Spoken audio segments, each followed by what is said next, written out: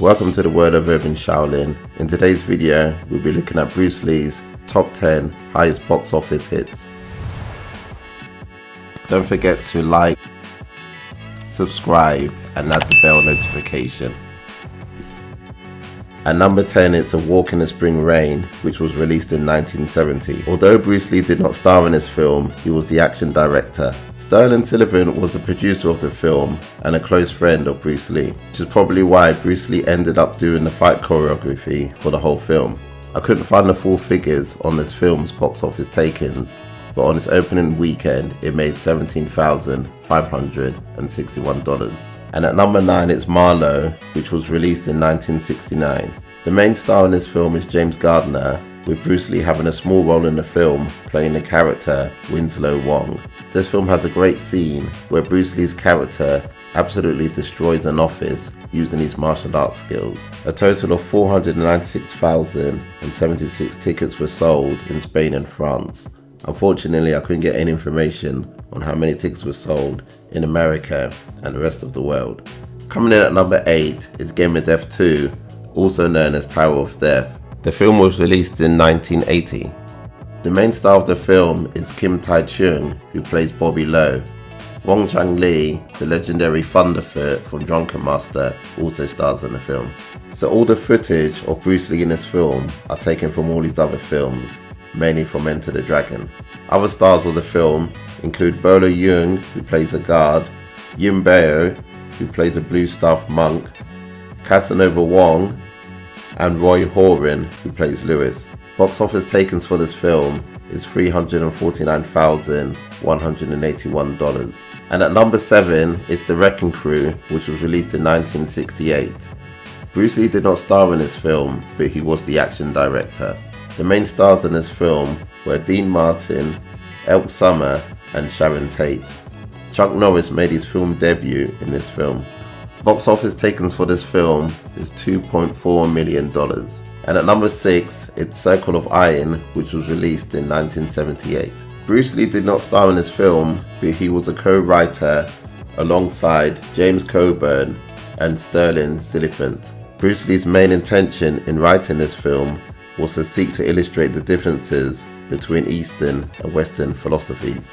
Bruce Lee was the star in this film, however unfortunately passed away before filming actually commenced. After Bruce Lee died, Stanley Mann completed the screenplay and Bruce Lee's part was given to David Carradine. At the time, he was the star of the Kung Fu television series. The film went on to make $2.6 million in box office takings. And at number 5 is the Raymond Chow production, The Big Boss, which was released in 1971. This is one of my top Bruce Lee films, and I must have been about 12 when I first watched this. I was used to watching the Jackie Chan comedy type films, so when I watched this, I was quite stunned with the violence and the action sequences in the film. This film has great action sequences, a great storyline and great music.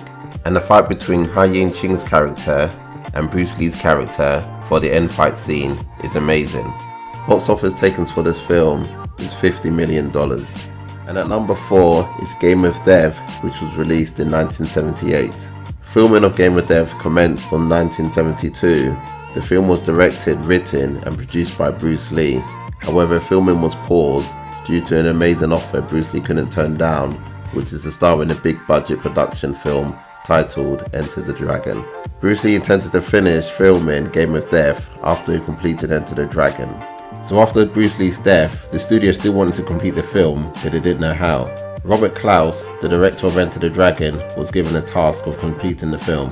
He used footage that was already shot by Bruce Lee, and he used 2 stand-ins that looked similar to Bruce Lee.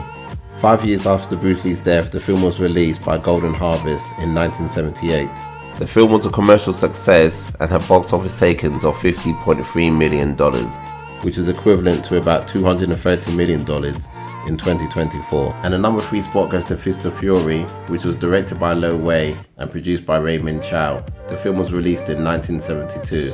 I absolutely loved this film and the fight scenes were outstanding. The film had many famous Bruce Lee quotes such as, "Do we fight alone or together? We are not sick men," and my favourite, "I've come here to avenge my teacher." My favourite fight in the film is when Bruce Lee's character faces Robert Baker's character, Petrov the Russian. This was a great fight. The film was produced on a tight budget of $100,000 and went on to gross $100 million worldwide, which if you adjust for inflation for 2024, that would be around $730 million. And at number 2 is The Way of the Dragon, which was written and directed by Bruce Lee and produced by Raymond Chow and Bruce Lee. The film was released in 1972 and was a slight bit different to Bruce Lee's other films, as there was quite a lot of comedy elements in this film. The film is set in Rome and Bruce Lee's character has a notorious fight with Chuck Norris's character in the Colosseum. The fight choreography of this fight scene is outstanding, and I was always jealous of the cat that gets to watch the whole fight in the Colosseum. The budget for The Way of the Dragon was $130,000. Box office takings for The Way of the Dragon was $130 million.